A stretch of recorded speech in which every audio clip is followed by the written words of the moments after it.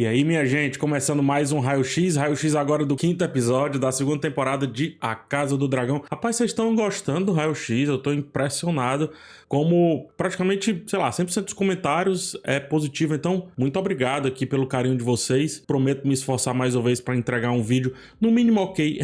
E aí depois a gente vê o que é que consegue além disso, tá? Antes de continuar, já se inscreve no canal, deixa o seu like. É muito importante essas coisas para o YouTube continuar recomendando os vídeos não só para vocês, mas para pessoas parecidas com vocês, que têm o seu mesmo perfil. Então ajuda bastante, tá? E outra coisa, tá vendo aqui meu livro, O Roteiro Falado da Casa do Dragão? Esse é o livro da 1ª temporada. E eu já estou lançando o livro da 2ª temporada com os textos lá de análise. Para você ter acesso ao livro da 2ª temporada, tá em financiamento coletivo no Catarse. O link está na descrição e eu pediria bastante que você desse uma olhada. No mais é isso. Agora sim, vamos lá ao Raio-X. O episódio chamado Regente, né? Obviamente um episódio focado no Aemond.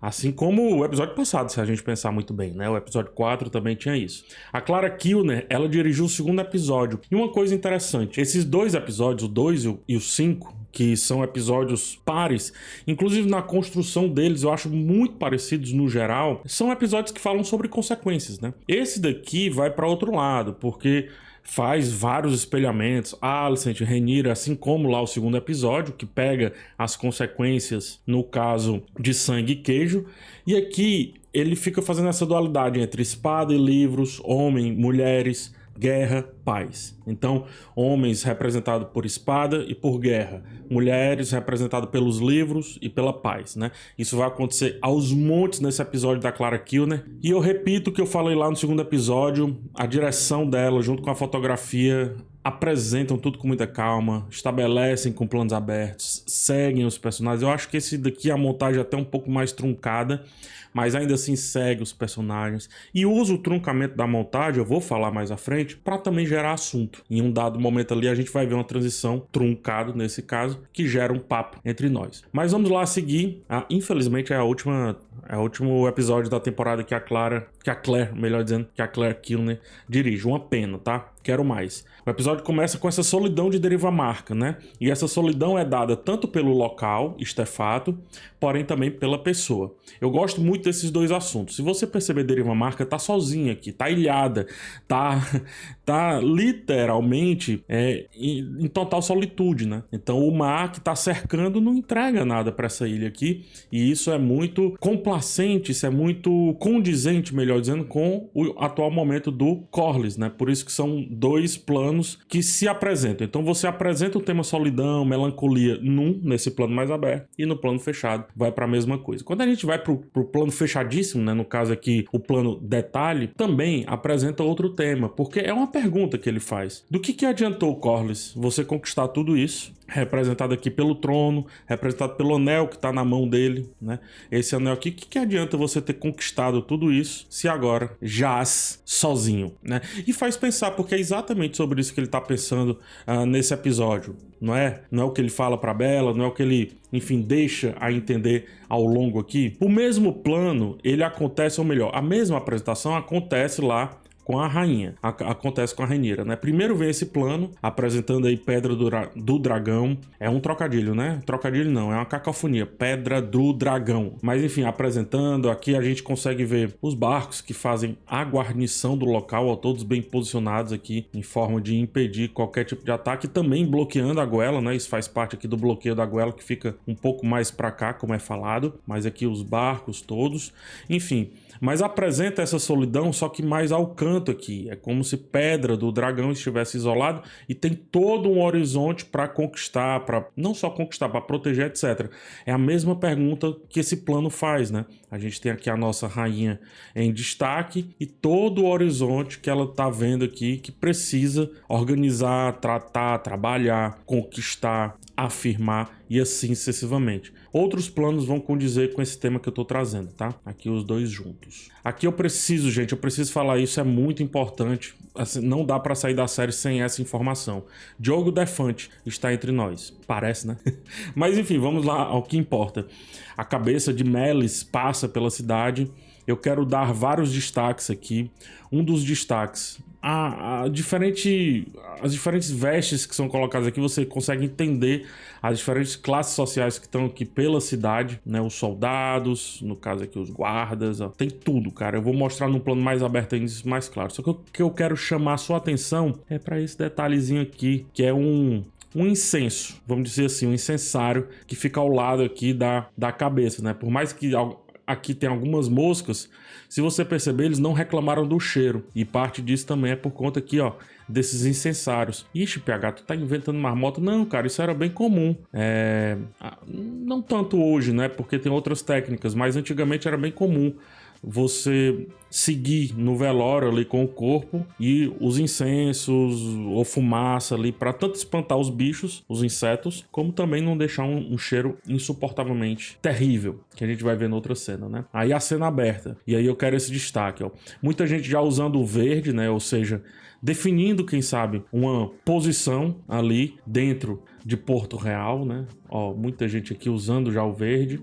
Algumas pessoas de preto, mas muitos evitando usar o preto, geralmente vermelho, o verde presente. Gente, é tão difícil fazer cenas abertas assim, é tão difícil fazer cenas com tanta gente, é tão difícil. E eu acho tão importante para mostrar a configuração social ali de Porto Real, a pobreza que as pessoas estão sendo acometidas, né? A falta de fartura. Se você perceber, é uma feira curta, uma feira bem pequena, nada a ver com as feiras medievais. E não só isso, com poucas coisas, né? Com escassez e tudo. Então esse é mais ou menos o povo naquele momento. Aqui os estandartes, que são os aliados e etc. Seguindo, tudo isso é para levar o rei, né, escondido. Ou seja, houve sim a procissão da cabeça de Melis, mas muito disso é para desviar o foco do rei. Tanto que eles não perguntaram pelo rei. O rei foi batalhar. Cadê o rei que não volta com Sunfire e não volta cavalgando aqui nessa procissão da vitória, da suposta vitória? É porque não foi uma vitória. Acho que essa é a brincadeira dessa parte aqui, não foi uma vitória. Então eles tiveram que jogar a cabeça de Melis para dar a entender que houve ali uma vitória. Que mais um arquétipo medieval, o bardo, né? Parece muito bardo, né? Mas enfim, começando aqui com o assunto Aemond, tá? A primeira atuação dele simplesmente brilhante. Como eu disse, né, no episódio passado, é um episódio, ou melhor, é um personagem extremamente pontiagudo, né? Bem, como é que eu posso dizer? É agudo mesmo, assim, um personagem bem incisivo e tudo. E aqui ele observando o feito imperfeito, que foi, no caso, a morte do irmão dele, né? Ele não conseguiu matar o irmão dele, porque sim, ele queria matar o irmão, eu até falei isso no outro vídeo, acho que num Reels que eu fiz, num vídeo curto que eu lancei, tá? Continua aqui com essa frieza dele, é um personagem com poucas palavras nesse episódio, todas as frases dele, repito, todas as frases dele é sobre guerra, sempre sobre guerra. Nesse episódio, eu não sei como é que será nos próximos, mas é impressionante como ele virou um personagem monossilábico, difícil, você sabe que sim, ele quer o poder, ele tá raciocinando, ele tá pensando sobre o poder, mas você não sabe os pormenores disso. Eu acho que isso é simplesmente incrível, porque você tem um personagem muito ardiloso, vilão, que se assume como tal agora, inclusive, mas você não consegue definir perfeitamente o raciocínio dele. Uma coisa que eu observo muito é como ele não troca olhares com a mãe, mas ao mesmo tempo ele observa a mãe. Eu acho que isso traz um assunto interessante. Quando a mãe sai aqui nessa cena, ele dá uma olhada aqui de canto de olho. Noutra cena mais à frente, quando a mãe tá observando o irmão dele tá aqui, digamos assim, no plano completo, ele tá observando a mãe. Quando ela tá falando lá no conselho, ele evita observá-la, mas quando ele pega a pedra, ele olha diretamente para ela, nos olhos dela. Ou seja, além de tudo, nos dá a entender, ou deixa a entender, que o Aemond tá buscando essa aprovação dela. Mas agora uma aprovação agressiva, do tipo, e aí? Entendeu? Afrontosa. Acho mais do que agressiva, acho que afrontosa. Pra deixar bem claro quem é o filho mais importante nesse tabuleiro, digamos assim. E eu acho que esse é um papo bem interessante. Seguindo a série falando sem falar, né? Nessa cena aqui, ela olha pra ele e depois ela olha lá pro punhal que ele vai carregando. Não só isso. Essa cena é muito importante também porque anuncia o que será o episódio. Um episódio que vai falar muito sobre as espadas. Os homens, no episódio, né, estão sempre carregando espadas, estão sempre aparecendo com suas armas próximas. Sempre, em todo momento, sempre. Não à toa, algumas cenas seguintes, a gente tem o Criston Cole limpando aqui a espada, eu falei já no Em Detalhes, limpando a sua espada com limão e sal. Essa cena tem um contraponto de outro tema, mas antes, para encerrar esse tema das espadas, que eu vou retomar mais à frente ainda aqui nesse vídeo, para encerrar momentaneamente, olha só a serventia dos livros para ele, né? Então, a Sala do Rei, que um dia foi uma sala onde o Otto ficava buscando ali alguma informação, o que quer que seja, agora é uma sala onde a espada, ou melhor, os livros, eles servem apenas para apoio da espada. Parece muito, né? A nossa sociedade que usa o livro como apoio de porta ou de monitor. Inclusive você agora. Mas enfim, seguindo. A questão do limão traz outro paralelo. No começo do episódio, cenas antes, bem da verdade, mostrava essa pessoa comprando frutas podres. Uma laranja podre. E aqui mostra como um limão perfeito, pela nobreza, está sendo utilizado para limpar o sangue que gera a problemática dessa escassez de comida, ou seja, enquanto a nobreza perdura, a pobreza, né, se engalfinha para conseguir um prato de comida que seja. Esse assunto vai até além. Se a gente for lá na cena que estão tratando as feridas do rei, eu quero que vocês olhem para esse quadro aqui. Tem um alface aqui que vai ser utilizado num preparo de ervas para colocar nas feridas do rei, né? Então olha só a diferença. Um alface verdinho, perfeitinho, o limão igualmente perfeito e a maçã podre que é deixada com os pobres. Aqui o limão, aqui o sal jogado pela mesa e assim vai. Ou seja, o que é importante nesse mundo? Esses livros, o sustento dos pobres? Não. O que é importante nesse mundo é a danada dessa espada. Seguindo, quero dar destaque a isso porque no vídeo de análise não foi o frame, mas aqui são as irmãs silenciosas, tá? E aqui tá o rei, né? Aqui tá o auxiliar, o escudeiro, preparando aqui as porções e tudo. Os mestres cuidando aqui da parte da saúde, mas deixando bem claro que se isso aqui não der certo, as irmãs silenciosas já estão apostos para embalsamar o corpo do rei. Porque é o que elas fazem, né? Elas embalsamam os mortos, velam pelos mortos e preparam os funerais. Mudando aqui de assunto um tanto, vamos lá agora para a Pedra do Dragão. Dragonstone é menos difícil de pronunciar, por incrível que pareça.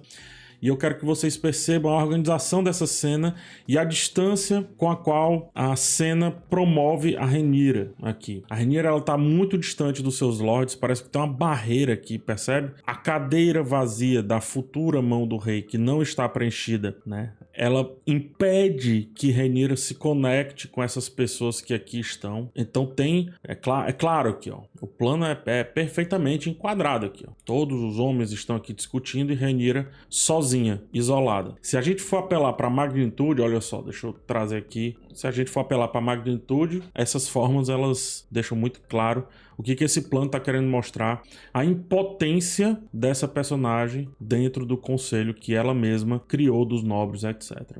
Não só isso, no plano seguinte ela é enquadrada, eu adoro essa câmera, a câmera é colocada bem aqui na mesa e ela é enquadrada a partir disso para mostrar tudo o que ela tem que dominar, que resolver, enfim, que gerar que vai gerar algum tipo de trabalho, né? Então o trabalho dela é manter esses 7 reinos aqui, porém sozinha. Então ela tá diante desse grande desafio, porém sozinha. Aqui fica mais claro ainda. Inclusive esse plano é muito bonito porque, dado esse quadrado aqui, gera um frame dentro do frame, percebe? O fotógrafo vai adorar. Tem esse frame aqui, ó, tá vendo? E é como se ela tivesse enquadrada sozinha, enquanto que esses outros estão livres pelo plano.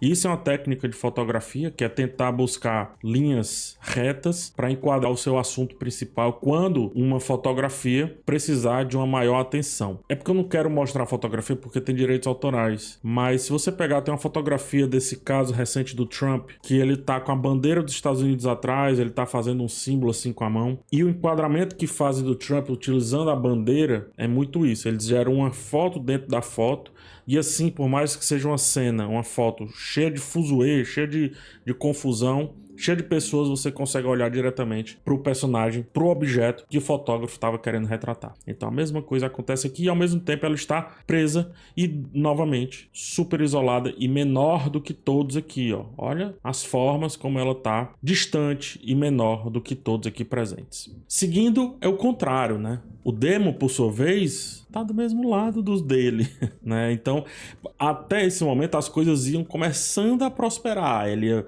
começando a ter soldados, ele ia começando a se organizar com os Blackwood, com os Bracken, etc.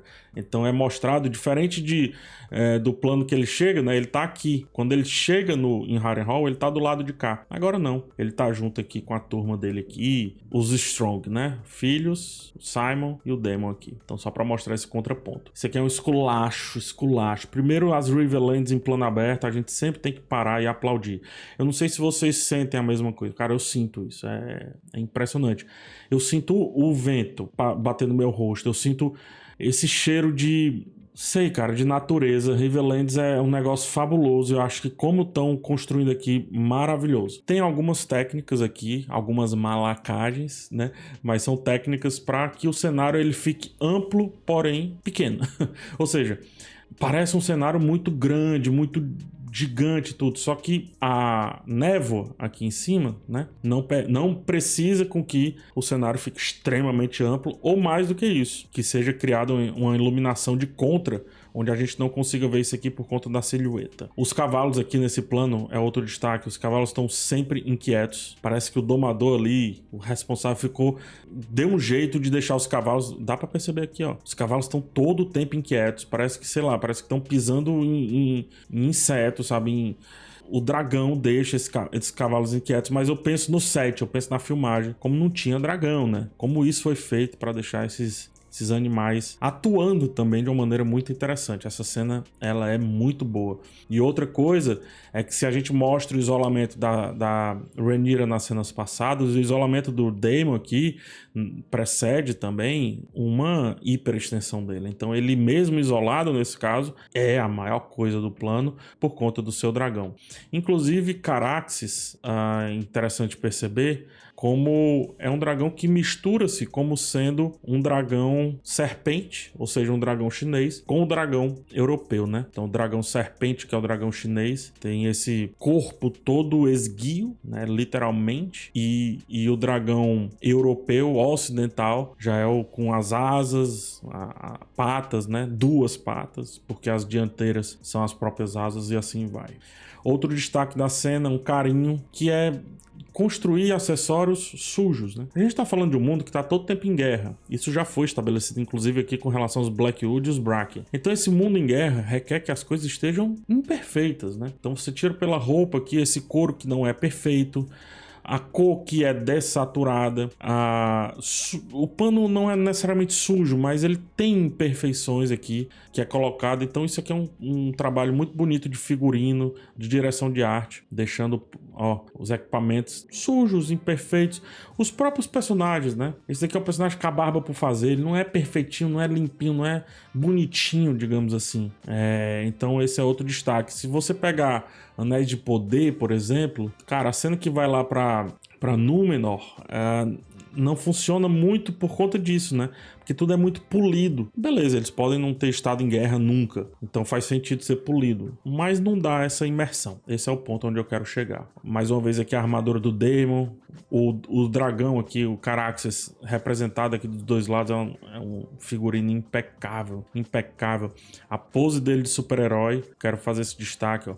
Se você pegar, todas as pontas do plano estão levando a fazer esse triângulo, né? Ó, esse triângulo aqui que é o contra-plongé do super-herói. Se você pegar essa ponta aqui, é a mesma coisa. Se você pegar essa outra ponta aqui, mesma coisa. Então tá, quando você quer deixar um personagem nessa posição do Superman, sempre triangulado aqui, ó. Então esse é o outro segredo. Isso aqui cara, que é isso aqui, velho? Cara, que cena brilhante, mano. Que é isso, cara? Não tenho o que falar aqui não, né? E ao mesmo tempo é uma cena esperta, porque ele tá até um pouquinho recortado aqui, se você perceber bem, mas conseguem colocar o dragão de ponta a ponta no plano aqui, de uma maneira que ele preenche o plano a ponto de você não precisar ter, sabe, nenhum vazamento de fundo, de nada. É só ele e o dragão, e eles... Cara, que cena maravilhosa. E lenta, né? O dragão descendo, lentamente entrando no plano. Você fica naquela dúvida, e aí, o que é que aconteceu? Linda, linda, linda, linda, linda.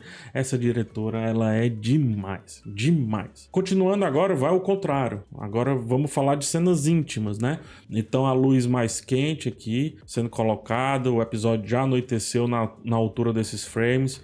Eu gosto como todos os diálogos da Bella nesse episódio são bem interessantes. Eu acho que a diretora e o roteirista, a roteirista, Sarah Hess, gosta muito dessa personagem, porque ela tem diálogos fortes e ao mesmo tempo singelos. Singelo com o Jace, singelo com a Rhaenyra, forte com o avô, com o Corlys. E toda a intimidade, né? A Rhaenyra preocupada, juntando as mãos, ao mesmo tempo feliz por tê-la como aliada. Ela confia muito na Bella. Olha, se a gente pega essa cena de planos fechados, em carinho, se a gente vai lá nos outros planos fechados, né, é sempre um plano mais duro, ríspido, porque tá falando do lance das espadas. Aqui não, é o carinho entre as duas. Belíssima cena. Seguindo, vamos lá pro assunto da nossa querida ou nada querida, você que decide, a Alicent, né? Ela completamente perdida. Cara, vamos falar sobre a atuação da Olivia Cook. Que brilhante, bicho. Que brilhante. Preste atenção sempre nos trejeitos dela, sabe? Ela nunca deixa as mãos estáticas, como quem só quer dar o texto, né? Venha logo o próximo texto. Não é essa a proposta dela, nunca, em nenhuma cena. Ela sempre tá inquieta, ela sempre tá pensando com as mãos. A gente vai ver mais à frente, ela mexe na sobrancelha, isso acontece várias vezes. Ela sempre tá atuando por inteira. Eu vou trazer uma coisa aqui rapidinho que vai deixar mais claro, né? Em contraponto, as mãos escondidas do Aemond, como quem diz, eu já sei o que será feito aqui, eu já sei o que tá acontecendo.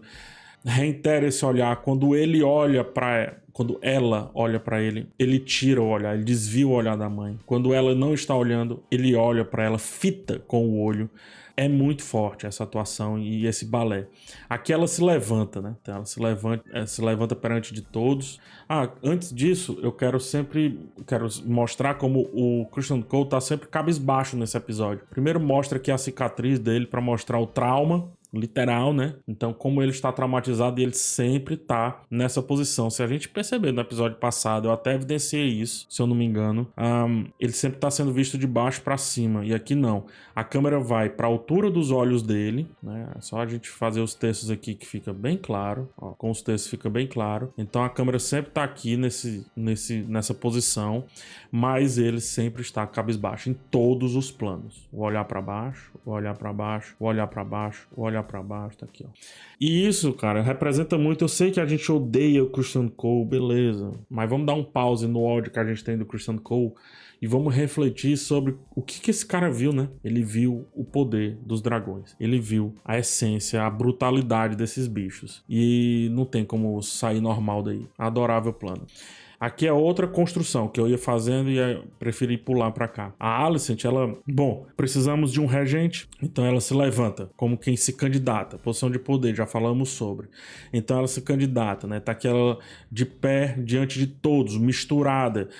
Ainda não está sozinha, ainda não está afastada. Só que tá todo mundo aqui, ó, ninguém querendo encarar, a não ser os que estão aqui do lado de cá, que praticamente não vão decidir, né? E aí depois que decidem, ela volta, se senta e começa todo o aperto. E mais do que isso, o objetivo dela, desfocado dela.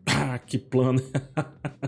Que direção, fala aí, vai. Enfim, em contrapartida, né? O garoto tá aqui sempre cabisbaixo, como quem diz não quero nada, observando de lado, como quem diz também que já sabe aonde isso vai chegar. A espada é colocada aqui em enfoque, corroborando com aquele assunto que eu trouxe no começo. Quando segue, que ele é escolhido, ele tá olhando pra ela, desculpa, eu não peguei o frame perfeito, ele tá olhando pra ela como quem a desafia, e a partir disso, a Alicent, que sempre foi colocada nesses planos do Pequeno Conselho, eu venho falando isso desde o primeiro episódio, a Alicent sempre foi enquadrada, ela não é mais enquadrada aqui. Ela é borrada nesse primeiro e a partir daí ela não é mais enquadrada. A câmera não busca mais, a não ser quando ela está sozinha, porque assim como Rhaenyra, ela está agora isolada, virou um bibelô nesse caso aqui. Aí vamos para a atuação da Olivia Cook, nos passando respirações curtas, dá para ver, ó, pelo peito subindo e descendo, tá vendo, ó? Caixa torácica dela aqui, ó, subindo e descendo, percebe? Isso acontece por essa cena inteira. Eles estão discutindo e a câmera não sai dela. É como se a diretora quisesse, não vai sair daqui. Você não vai se esconder da audiência. A audiência sabe o que você fez e a gente não vai permitir, a gente de direção não vai permitir que você se esconda disso, né? Então ela é amordaçada pelo plano nessa crise de ansiedade que ela tá tendo claramente aí. Olha, o olhar de amargura, o olhar de medo, inclusive, pro filho, a vontade de chorar diante daquilo, mas também não chora. Vale dizer que também apesar dos pesares, né, do que ela fez, etc., é uma mulher forte. Então ela não chora, ela não demonstra fraqueza na frente dos seus. Quem sabe ali, quando for tomar o banho dela hoje, né?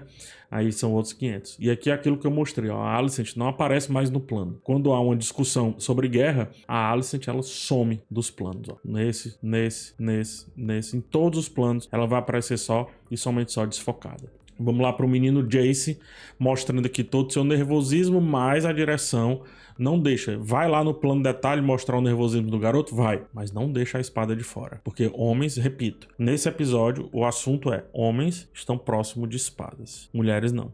Cena legal, né? Dragão dele aqui observando a cena de longe ali, inclusive utilizado como ameaça também.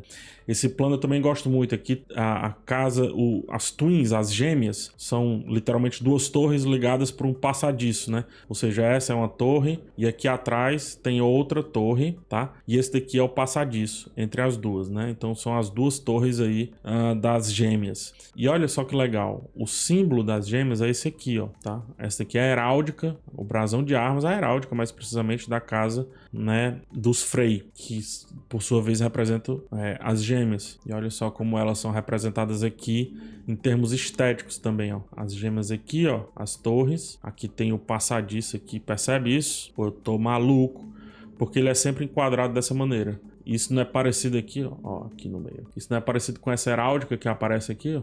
Ah, a direção pensa tudo, cara. Não só isso, para mostrar também esse jovem enclausurado, né? Mais uma vez o destaque na espada. Enquanto isso, a sua impotência diante disso tudo, porque olha o tanto de cavaleiro que tá junto com ele, o proibindo aí de tomar uma atitude mais drástica. Então, apesar das espadas, a discussão dele aqui vai ter que ser literalmente na voz. Ele vai ter que partir para um convencimento e ele consegue. Mais uma vez a espada no plano. E ele consegue. Muito legal, né?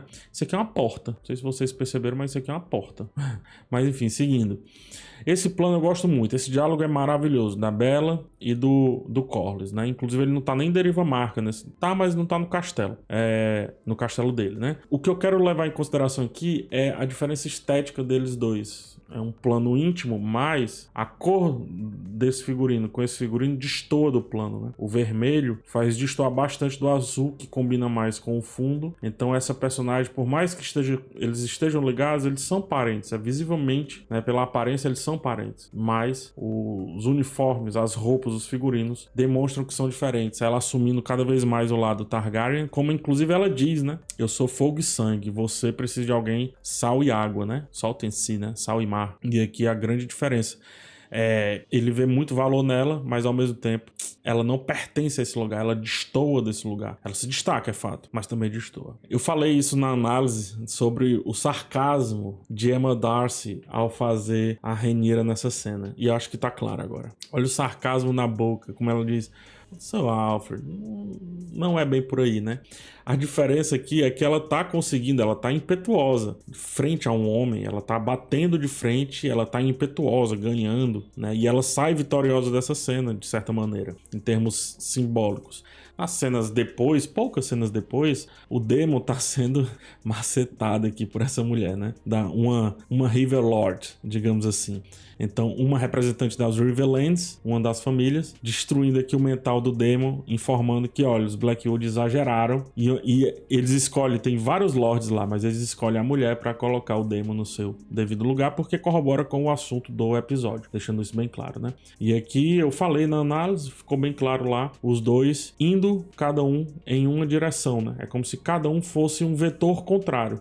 Só que uma coisa que eu achei engraçada, inclusive quando eu tava montando aqui, é que, pô, se eles se tocarem, aí eu falo dos dois, não só do Daemon. Se eles se tocarem, olha, cara, eles têm... É só inverter que dá tudo certo. Que eles estão praticamente na mesma posição também. O problema é esse, o problema é que eles estão se vendo distantes nesse momento. Se você der uma invertida na imagem, as coisas voltam a dar certo. Aqui é uma cena de terror, né? O Daemon saindo aqui, ó, percebe aqui o triângulo invertido aqui nesse caso desse plano, né? Ou seja, ele sai de um status onde a gente vê o V de cima para baixo, para um status onde a gente passa a vê-lo na altura dos nossos olhos, que é quando inclusive bate essa luz aqui, né? Bate o trovão, meio Médico e o Monstro, né? Meio Frankenstein a parada, como se um monstro estivesse chegando ali naquela linha de poder, percebe isso? Mesmo, né? E aí depois o triângulo é invertido, a base é maior e tal. Então ele passa para escala de poder. Então ele sai aqui dessa escala de, olha, nós somos mais do que Aemond, né? Passa por essa transformação monstruosa, presta atenção nisso, e finaliza com o contra-plongé, do plongé ao contra-plongé e depois o seu grande objetivo. Ainda assim, uma coisa que eu quero destacar é o seu tamanho para o trono, né? Então ele é grande, mas será que ele vai conseguir segurar essa bucha? Então a pergunta que esse plano faz. E também a mãozinha para trás mostra toda a sua calma, toda a sua meticulosidade, né, em ter conseguido chegar onde chegou. No que a Helena pergunta, valeu a pena? E aqui eu acho um esculacho da montagem. Eu falei lá à frente, né? Eu elogiei uma montagem que foi super fluida no episódio 2 e 3, nos episódios. Mas aqui, cara, você pode truncar o episódio e funcionar. Isso não quer dizer que só a fluidez vai funcionar. Tanto que quando ela pergunta valeu a pena, ele não responde. Pá, corta direto para mostrar o irmão moribundo. Ou seja, será que valeu a pena? A resposta tá aí no vídeo e a resposta tá aqui um plano antes, né? Será que ele tá sentindo agora o peso desse trono? O peso disso que tá acontecendo? Enfim. Mais um ponto aqui da atuação da Olivia Cooke, como eu falei, ela mexendo aqui na sobrancelha. Pode ser uma cena simples, poderia, mas não é. Só reafirmando o que eu falei, as mulheres sempre associadas aqui ao estudo, aos livros. A Rhaenyra aqui, ó, as espadas elas estão aqui, mas a Rhaenyra tá com os livros. Quando o Jace tá bem aqui, tá? Vou desenhar o Jace aqui, se vocês gostaram do Jace. O Jace tá bem aqui, quando ele chega com a espada dele, a Bella tá aqui com os livros. A conversa da Rhaenyra com a Missara é na biblioteca e assim sucessivamente. Em contrapartida, os homens sempre estão com armas, né? Armas sempre sendo colocadas em cena, sempre, tá? E esse plano, o último, eu acho que resume um pouco disso. Porque o filho tá aqui segurando a sua espada, sempre apoiando-se na espada. A mãe apoiando-se aqui nos livros. É como se ele estivesse aqui em contrassenso, nesse caso aqui. Quando ele retira a mão da espada e começa a conversar mais tranquilamente, ambos chegam à solução. Não à toa, o plano que é completado, aí a gente divide no meio. De um lado tem a Rhaenyra, do outro tem o livro. Ou seja, utilizando a história, utilizando os nomes que ali estão, para quem sabe criar novos Cavaleiros de Dragão. É assim que termina mais ou menos esse plano. Legal, né? E só outro ponto, isso aqui tá difícil de ver, eu reconheço, mas bem aqui está o rei, o Aegon. Bem aqui a Alicent. No segundo episódio, a mãe, tá? Aqui fica mais claro. Bem aqui a Alicent, tá? Esse borrão, e aqui tá o Aegon. No segundo episódio, vamos lembrar que o Aegon tava nos seus aposentos, a mãe foi lá visitá-lo, ia meio que conversar com ele e desiste quando o vê chorando. E, ou seja, eles estão, é como se eles estivessem sempre, eles nunca combinam, né? E aqui é mais ou menos isso. Só que nesse caso é a mãe que sai quando o filho meio que acorda, começa a falar mamãe e ela sai, mostrando mais uma vez que eles estão talvez em contra, né? Indo um contra o outro, eles estão se distanciando, eles não estão conseguindo entrar em uma confabulação de ideias, em uma junção aí de ideias, de pensamento. É isso que eu tinha para trazer hoje. Foi grande, né? Porque tinha muitos assuntos. Essa direção, cara, da Claire Kilner, eu acho estupenda, assim, acho maravilhosa. Enfim, se você esqueceu de deixar o like nesse vídeo, deixa o like aí. Se esqueceu de se inscrever no canal, se inscreve aí, não custa nada. Pra você é bem rapidinho, mas pra mim é muito importante. Também dê uma olhada no financiamento coletivo do meu segundo livro, tá? Que é A Casa do Dragão, e eu tô já com o financiamento coletivo do segundo livro. Então, tudo tá na descrição, é só você dar uma olhada lá, que vai ficar bem claro. No mais, um forte abraço em vocês. A gente se vê numa próxima oportunidade e tchau.